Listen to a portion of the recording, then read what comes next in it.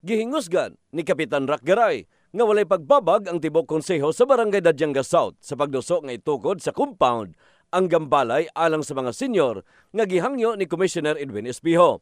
Gipaklaro sa kapitan nga dakong benepisyo sa syudad ang duol nga buhatan sa komisyoner og dili na moadto sa layo pananglitan nga adunay proseso nga mga papilis sa rehiyon. Siya pabor sa taga Jensan. Na ako'y ikadugang pod kining ato ang National Commission on Senior Citizen Building. Ato po ding gituyo nga itapad nato dinhi sa ato ang hapit na pod mahuman nga covered court, no?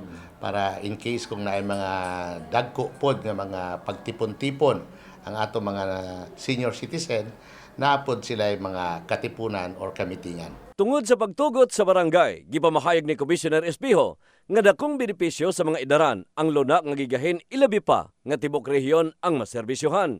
Sumala sa komisyoner nga gituyo sa pagtukod ang duha ka andanang nga gambalay aron nga adunay buhatan nga madangpan ang sektor sa rehiyon. Gawas sa opisina, magamit usab ang maong gambalay sa pagpatuman sa mga programa o proyekto nga alang sa ilang hanay.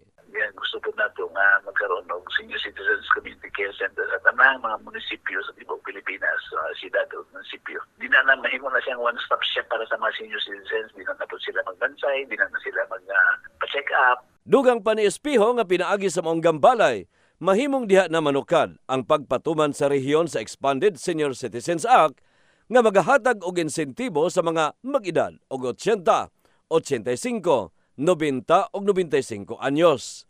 In the heart of changing lives, kini si Brigada Dani Kasi, Brigada News.